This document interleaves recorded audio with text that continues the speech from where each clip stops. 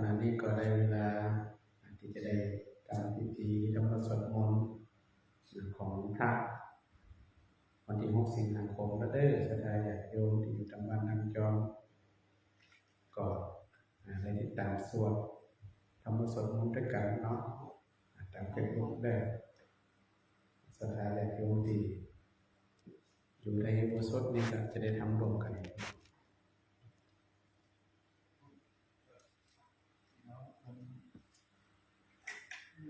ล็อกคอกันล็อกคอกันล็อกคอล็อกคอ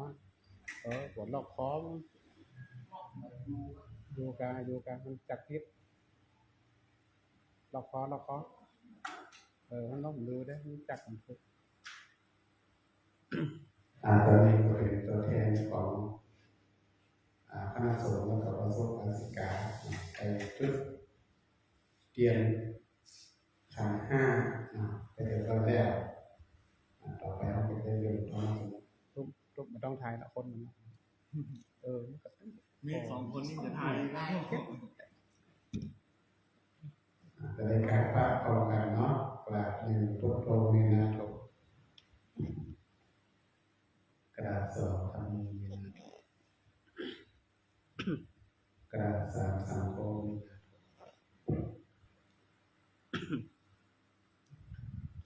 แค่3อย่างเดียวเลยนะโมตัสสะภะคะวะโตอะระหะโตสัมมาสัมพุทธัสสะนะโมตัสสะโตอะระหะโตสัมมาสัมพุทธัสสะนะโมตัสสะภะคะวะโตอะระหะโตสัมพุทธัสสะอัจจโนโนพันเตอัจจคะ มายะถาภาเว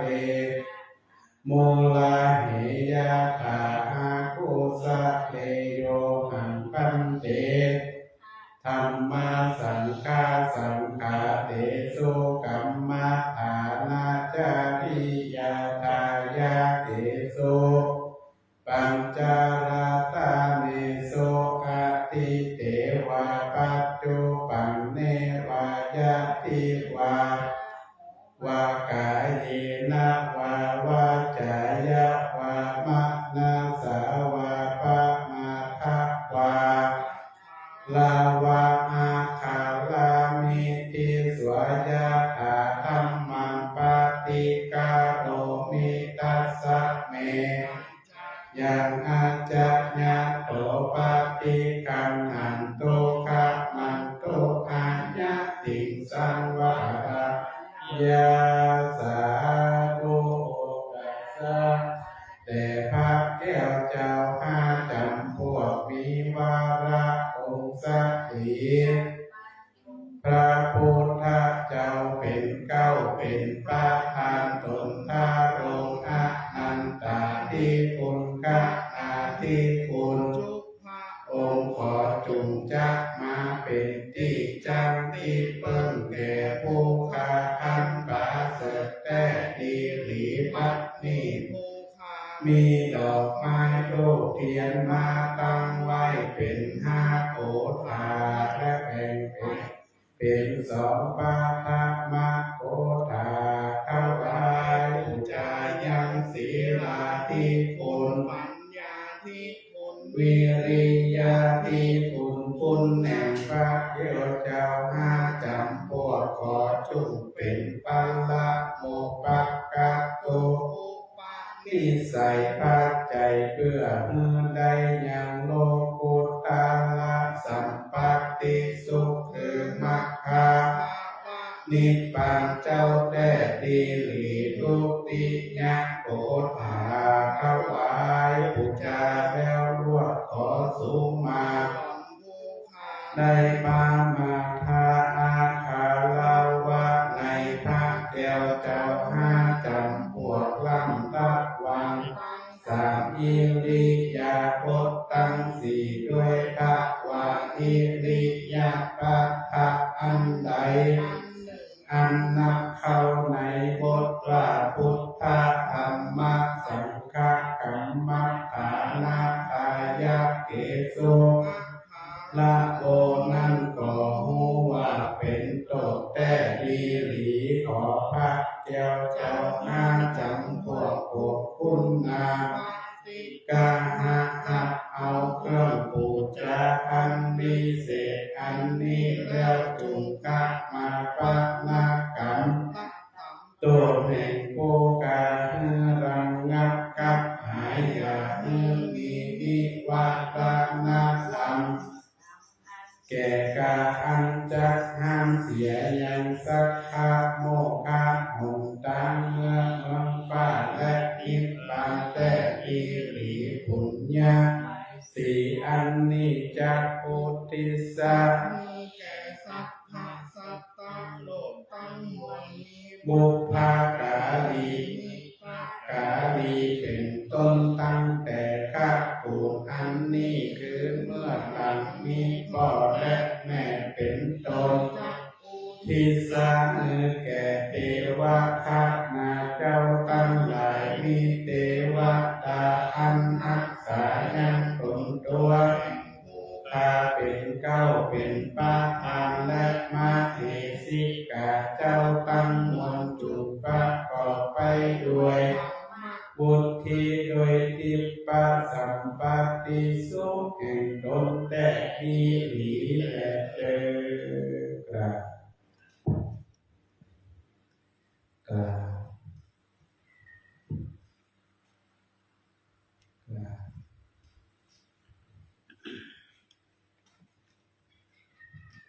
นาเรียนพระมาเด้อทางวัดแผลเปิดหน้าโยโสภะคะวะอะระหังสัมมาสัมพุทโธพระผู้มีพระภาคเจ้านั้นพระองค์ใดเป็นพระอรหันต์ดับเกินกิเลสเกินทุกข์สิ้นเชิงตรัสรู้ชอบได้โดยพระองค์เองสวากขาโตอินาภะคะวะตาธัมโมพระธรรมเป็นธรรมอันพระผู้มีพระภาคเจ้าพระองค์ใดตรัสไว้ดีแล้วสุปฏิปันโนยัสสะภะคะวะโตสาวกสังโฆพระสงฆ์สาวกของพระผู้มีพระภาคเจ้าพระองค์ใดปฏิบัติดีแล้วตัมมายังภะคะวันตังสัทธัมมังสัสสะทังอิเมสักกาเลหิยัตถาละหังอาโรปิเตหิอภิปูชยามาข้าพระเจ้าทั้งหลายขอบูชาอย่างยิ่งซึ่งพระผู้มีพระภาคเจ้าพระองค์นั้นพร้อมทั้งพระธรรมและพระสงฆ์ด้วยเครื่องสักการะทั้งหลายเหล่านี้อันยกขึ้นตามสมควรแล้วอย่างไรสาธุโนอันเตภะคะวะสุจิระปรินิพพุตโตเอข้าแต่พระองค์ผู้เจริญพระผู้มีพระภาคเจ้าแม้ปรินิพพานนานแล้วทรงสร้างคุณอันสำเร็จประโยชน์ไว้แก่ข้าพระเจ้าทั้งหลายปัจฉิมาชนะตานุกรรมปมานัสสาทรงมีพระฤทัยอนุเคราะห์แก่พวกข้าพระเจ้าอันเป็นชนรุ่นหลังอิเมสักกาเลทุกขตปันนาการะโพเตปฏิคันหาตุขอพระผู้มีพระภาคเจ้าจ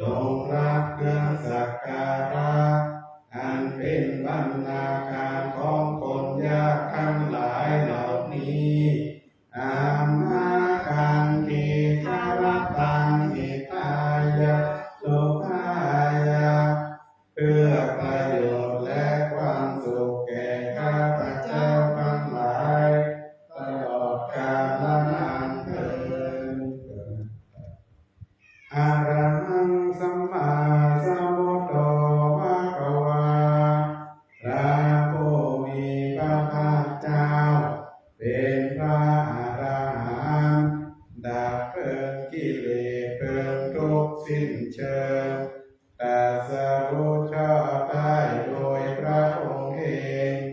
พุทธังภคะวันตังอภิวาเทมิข้าพเจ้าอภิวาทพระผู้มีพระภาคเจ้าผู้รู้ผู้ตื่นผู้เบิกบานกราบสวากขาโตภะคะวะตาธัมโมพระธรรมเป็นธรรมที่พระผู้มีพระภาคเจ้าตรัสไว้ดีแล้วธัมมังนัมมัสสามิข้าพเจ้านมัสการพระธรรมกราบสุปฏิปันโนภะคะวะโตสาวกสังโฆ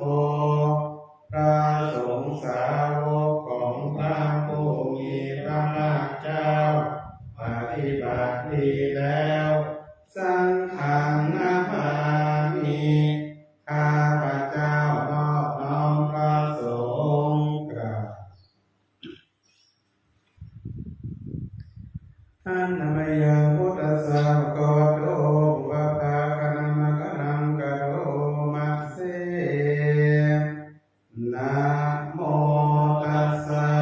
ภะคะวะโตขอนอบน้อมแด่พระผู้มีพระภาคเจ้าพระองค์นั้นอะระหะโตซึ่งเป็นผู้ไกลจากกิเลสสัมมาสัมพุทธัสสะตรัสรู้ชอบได้โดยพระองค์เองนะโมตัสสะภะคะวะโตขอนอบน้อมแด่พระผู้มีพระภาคเจ้าพระองค์นั้นอะระหะโตซึ่งไกล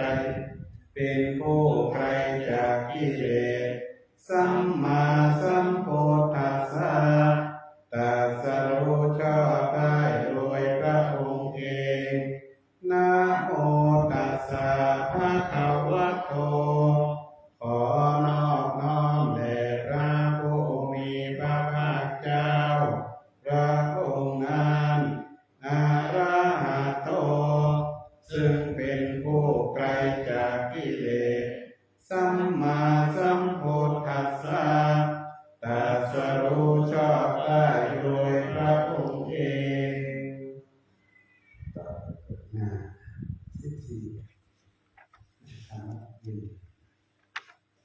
14เนี่ยอันนามยังพุทธานุสตินะยังกะโรมัสเสตังโฆปะนาภะคะวันตังเอวังกัลยาโนกิตติสัตโตอะโตอะโตก็กิตติศักดิ์อันงามของพระผู้มีพระภาคเจ้านั้นได้ฟุ้งไปแล้วอย่างนี้ว่าอิติปิโสภะคะวาเพราะเหตุอย่างนี้อย่างนี้พระผู้มีพระภาคเจ้านั้นอะระหะเป็นผู้ไกลจากกิเลสสัมมาสัมพุทโธ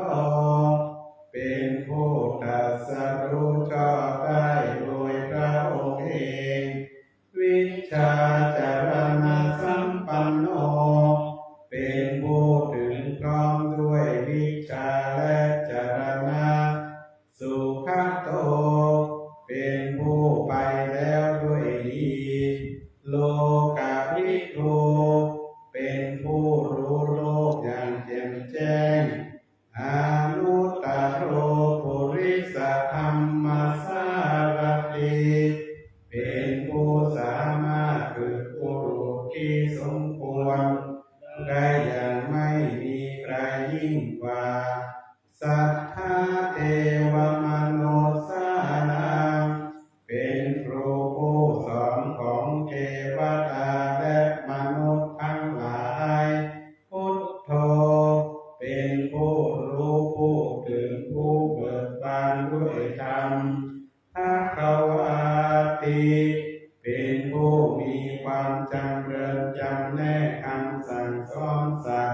ดังนี้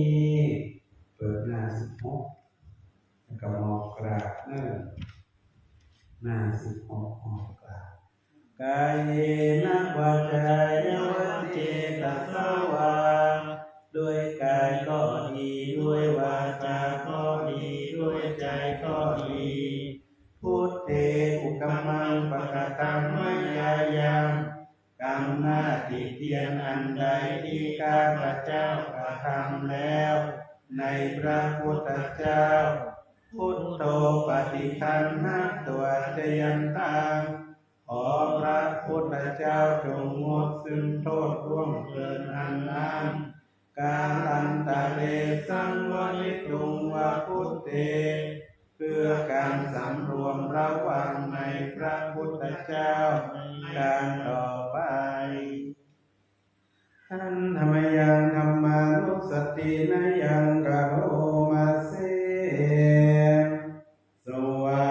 คาโตภะคะวะตาธัมโม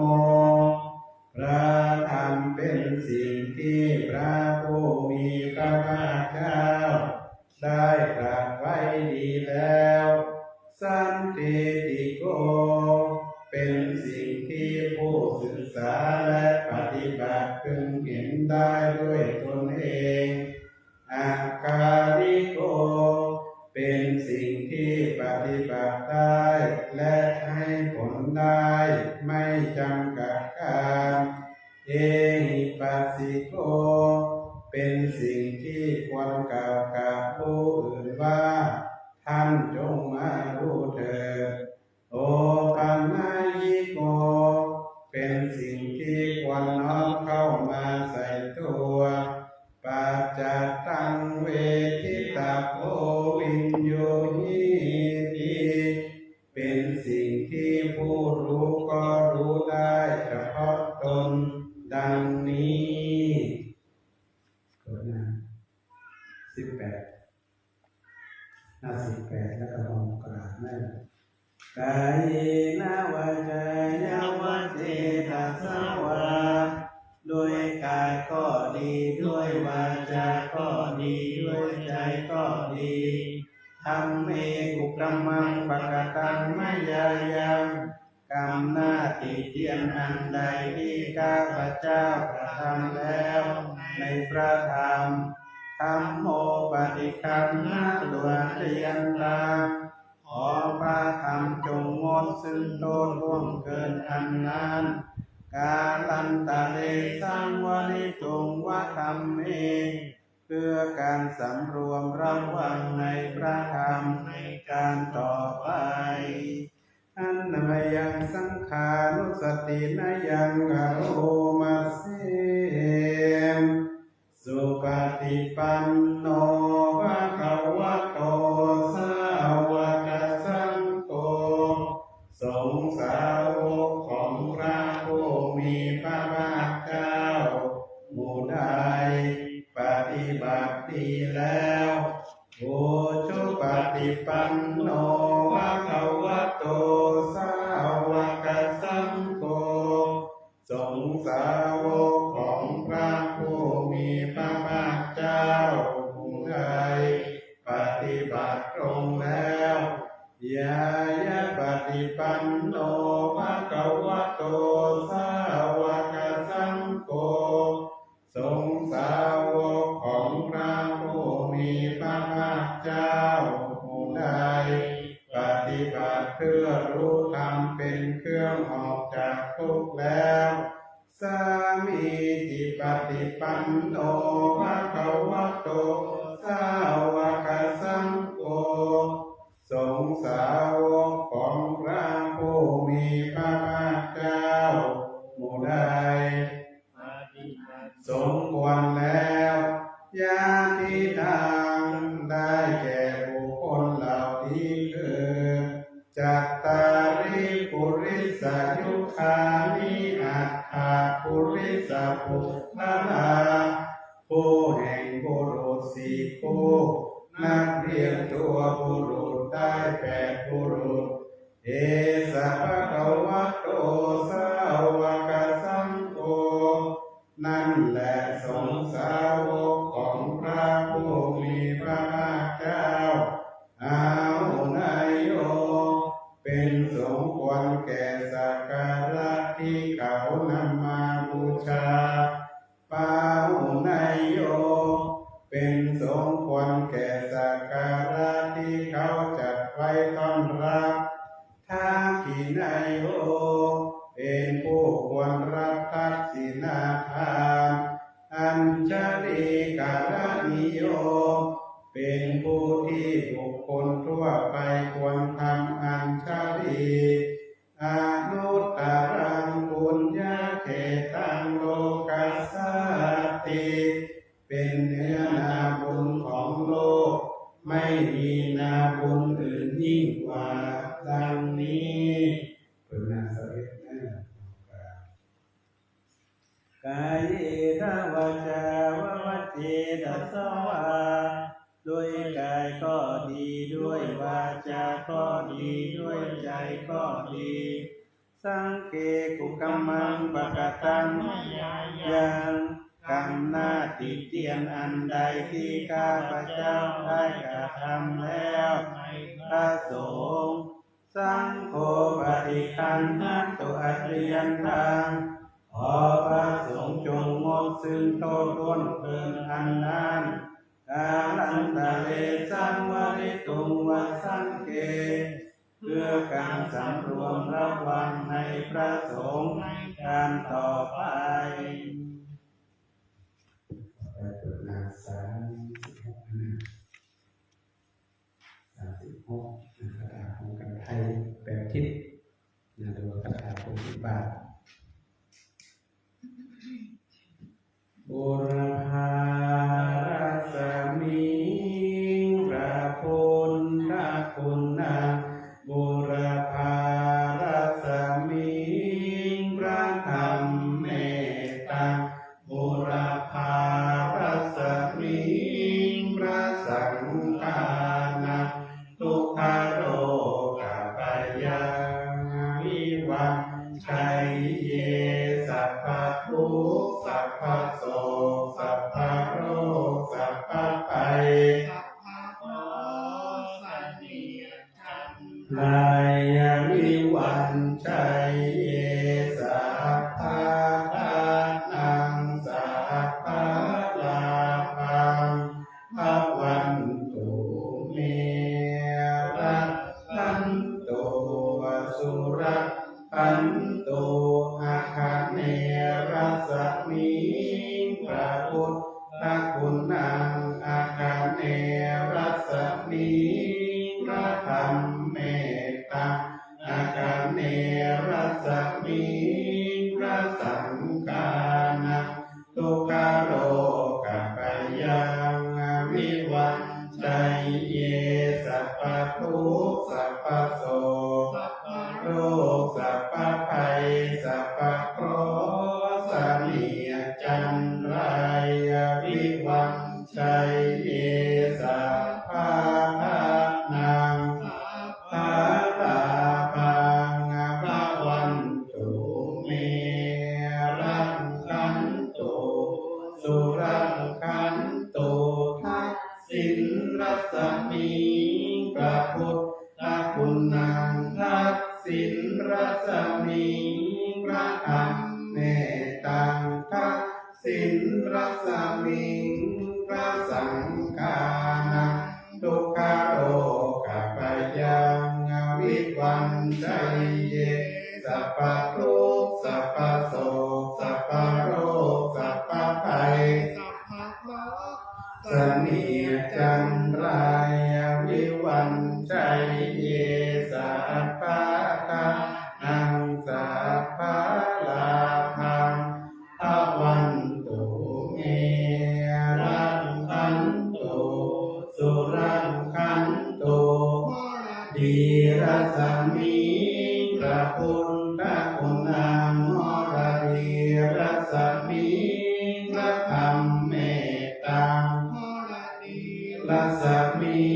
งพระสังฆานังทุกขโรกปัญญาวิวันชัยเยสัพพทุกข์สัพพโส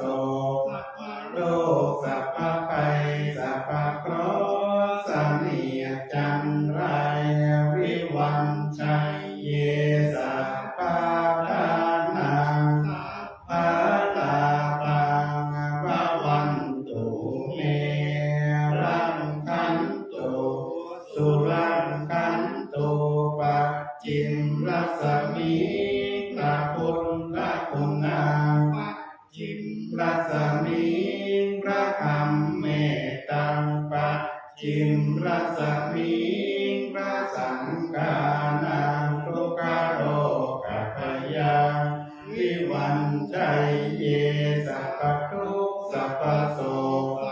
โรคสัพพภัยสัพพเคราะห์สันนิจันไรวิวันชัยเยสัพพะนังสัพพะลาภังภวันตุเมรังคันตุสุรังคันตุพายัมรัสมิ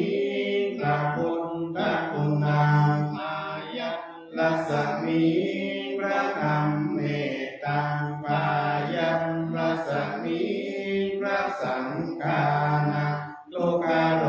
กาปยังวิวันชัยเยสัพพทุกข์สัพพโรคสัพพภัยสัพพเคราะห์สันนิจันไรวิวันชัยเยสัพพทานังสัพพลาภังภวันตุเมรังคันตุสุรังคันตุอุดรรัศมีพระพุทธคุณังอุดรรัศมีพระธรรมเมตตังอุดรรัศมีพระสังฆานังทุกขโลกัพยังวิวันชัยเยสัพพทุกข์สัพพโสกโรคสัพพภัยสัพพเคราะห์สันนิจันไรวิวันชัยเยนาสัพพะลาภังภวันตุเมรังคันตุสุรังคันตุอิสานรัศมีพระพุทธคุณังอิสานรัศมีพระธรรมเมตตังอิสานรัศมีพระสังฆานังทุกขโรกัพยังวิวันชัยเยสัพพทุกข์สัพพโรคสัพพภัยสัพพเคราะห์สันนิจันไรวิวันชัยเยสัพพะทานังสัพพะลาภังภวันตุเมรังคันตุสุรังคันตุอาการัสมิพระพุทธคุณังพระธรรมเมตตังอาการัสมิพระสังฆานังทุกขโลกัพยังวิวันชัยเยสัพพทุกข์สัพพโสกสัพพโรคสัพพภัยสัพพเคราะห์สันนิจันไรวิวันชัยเยนังสัพพะลาภังภวันตุเมรังคันตุสุรังคันตุปัทวีรัศมีพระพุทธคุณังรัศมีพระธรรมเมตตังปัทวีรัศมีพระสังฆานังทุกขโรกัพยังวิวันชัยเยสัพพทุกข์โสกสัพพโรคสัพพภัยสัพพเคราะห์สันนิจันไรวิวันชัยเยสัพพะทานังสัพพะลาภังภวันตุเมรังคันตุสุรังคันตุอิมัสสมิมงคลจักรวาลทิประสิทธิจงมาเป็นกำแพงแก้วทั้งเจ็ดฉันมาป้องกันล้อมรอบขอบตัวอนัตตาราชเสมานาเกเตสัมมันตาสัตโยชนะสัตตสหสามีพุทธาจารปริเกเต พระ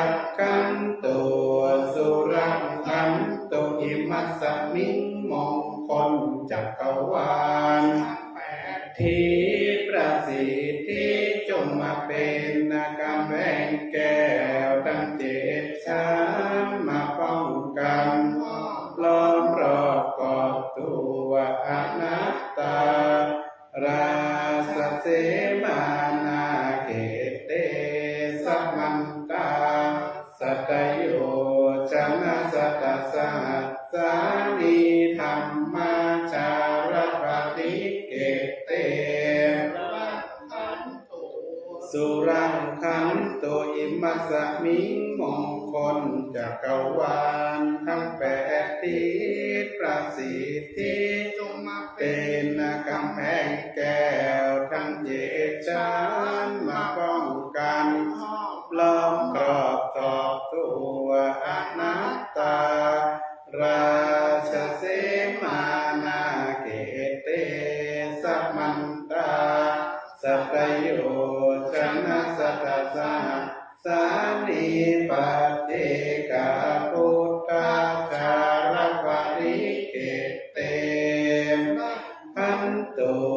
สุรังขันโตอิมัสสมิงมงคลจักรวาลที่ประสิทธิจงมาเป็นกำแพงแก้วทั้งเจ็ดชั้นมาป้องกันห้อมล้อมรอบกอบตัวอนัตตาสเสมานาเขเตสัมมันตาสัตโยชนะสัตสะนิสังฆาจารปะริเกเตรังขันโตสุรังขันโตต่อไปที่หนังสือทิอิมังภาวนาธรรมังอาทิตฐามิอิมังภาวนาธรรมังอาทิตฐามิอิมังภาวนาธรรมัง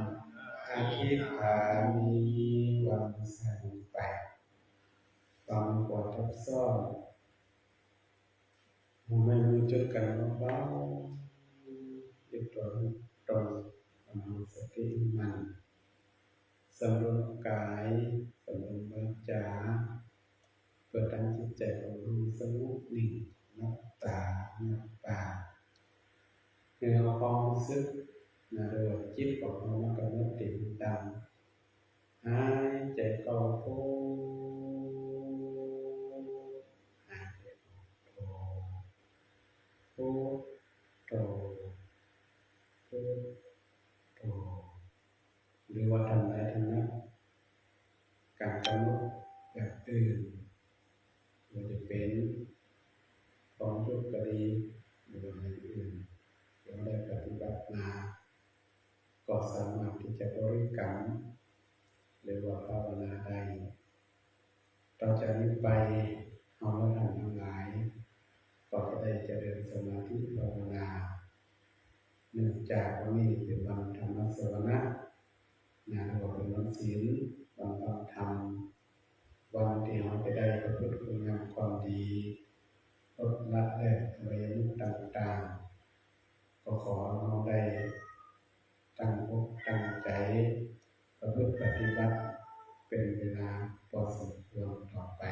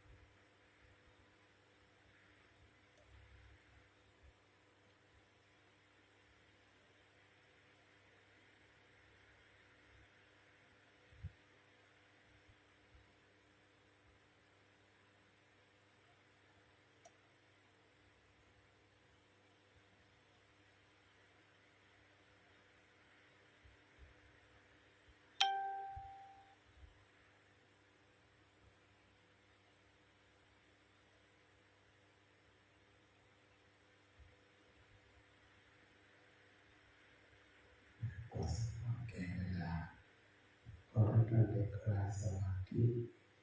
พอดีขึ้น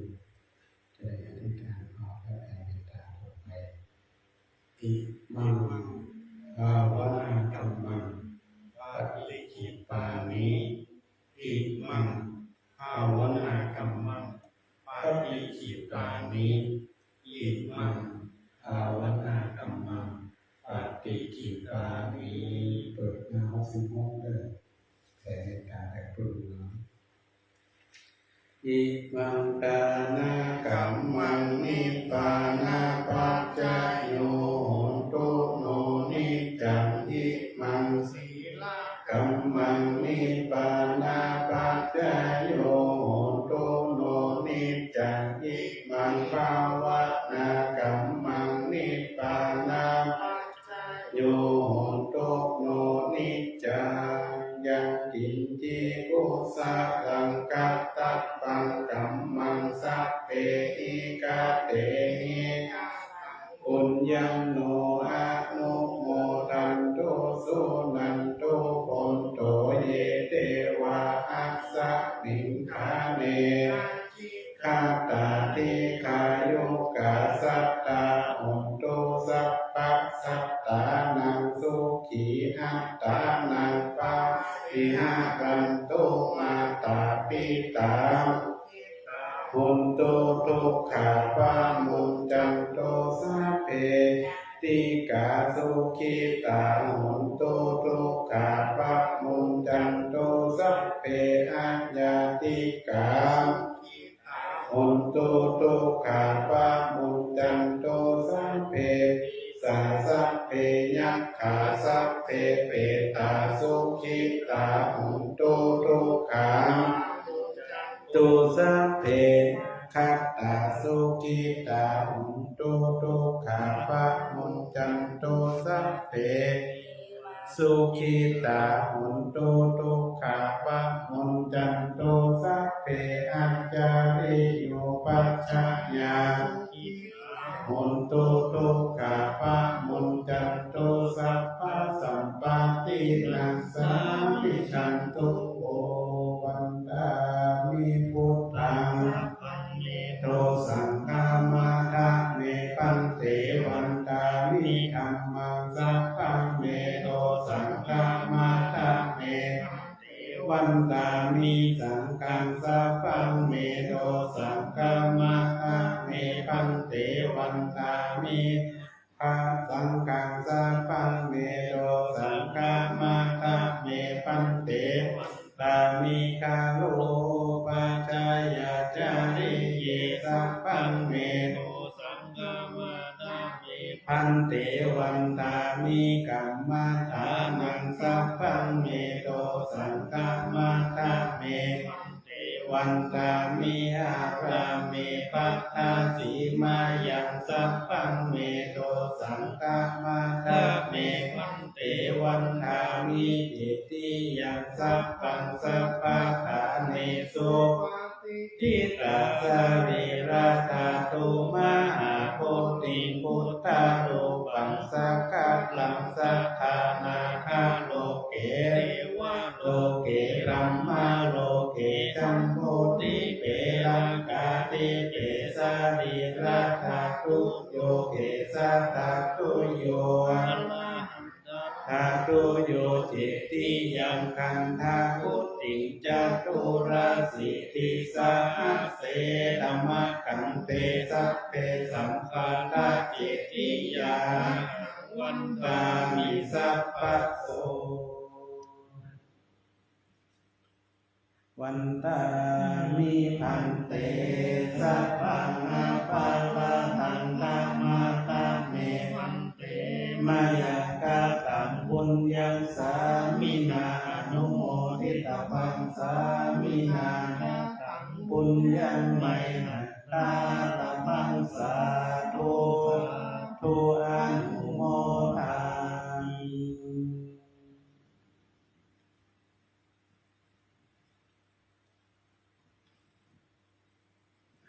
ลาของกันเด้อ